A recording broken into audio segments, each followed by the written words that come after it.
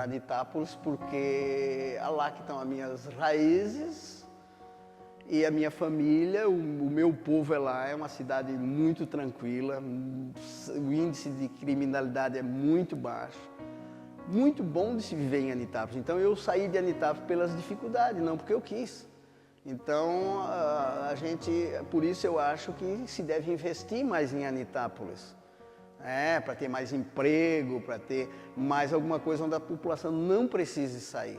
Porque eu tive que sair, como eu já falei, não por vontade, mas sim por necessidade. E o que aconteceu na minha época, todo mundo lembra, é que a maioria das pessoas tiveram que sair, dos jovens. Tanto é que a cidade já chegou a ter 7 mil habitantes e hoje ela tem pouco mais de 3 mil.